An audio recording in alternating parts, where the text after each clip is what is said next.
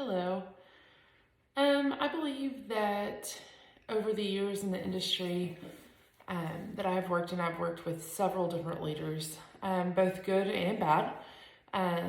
Some that I try not to be like in my daily activities with my teams, and some that I strive to be like. I would have to start and say that an unfavorable leader that I have directly reported to was a lady that I reported to about 9 years ago. I went out on maternity leave, and while I was gone, she did let me know and let the entire team know that I would not be returning for maternity leave. I'm still with the organization 9 years later. I've grown with the organization. I have been promoted 5 times since I've been with the company. And sometimes what she had said to me when I was out, I have taken and I have made myself better for that. Somebody that I would have to say would be good would have to be my current CEO. This whole week, he's had all of our offices and communities shut down to give back to the communities in which our apartment communities are a part of.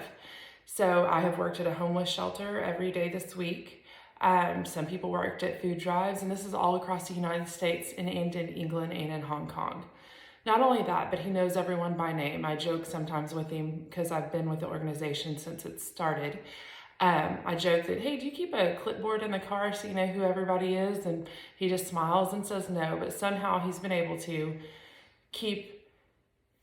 know who everyone is. And so I aspire to be like that, not just from the managers that are on site, but from starting at our groundskeepers who are on site. Know everybody by name, try to know something interesting about each of them. And I do strive to do that, and I strive to be like that. As a leader today, I currently lead a team of 383 people.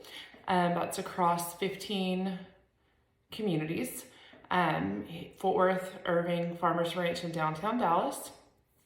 And I would say that I'm a leader that goes out, I'm hands-on. If the pool needs cleaning, I'm not afraid to kick off my heels, take my suit jacket off, and clean the pool. I would never ask any of my associates around the community to do something that I personally wouldn't do. Going back to this week, there's a lot of reflections this week on some of the wonderful things that we were able to do with the group I worked with at a homeless shelter in Fort Worth. Is we fed the homeless on the streets, tried to gain their trust and bring them into our organization, into the organization of Union Gospel Mission. I kept my teams mainly behind the food line, just because sometimes people, if they get a sandwich that someone else wants, they do get a little aggressive. So I'm very protective of my teams. I will fight for my teams till the very end.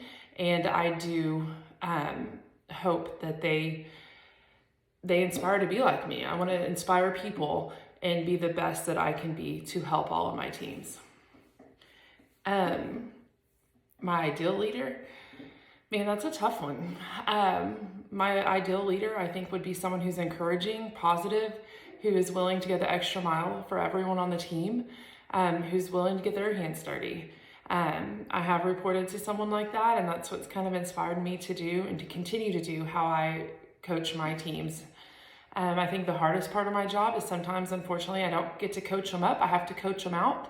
And that is hard for me to do because I do personally connect with every associate on site.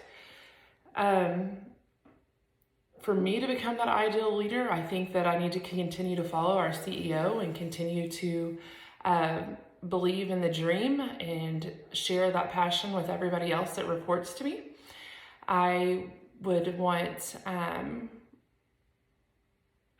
do need to work. There's plenty of work that I need to do. Getting my degree is one of them. I'm one of the only people in my position that does not have their degree. I have 2 children. I am also going to the International School of Real Estate for the IRM certification. And so I hope that through all the hard work that I show and that I'm continuing to do to be the best leader I can by completing this program and by completing being a certified property supervisor through the IRM Institute. It's a great honor. Not only that, I do go to Leader Lyceum. I should have that course finished by the end of the summer. So I think that I take something from all of the courses and from all the programs I'm in and continue to grow to be the ideal leader, to be the best leader I can for all those that report to me and that I come in contact with. They don't have to report to me, but just the people I encounter on a daily basis.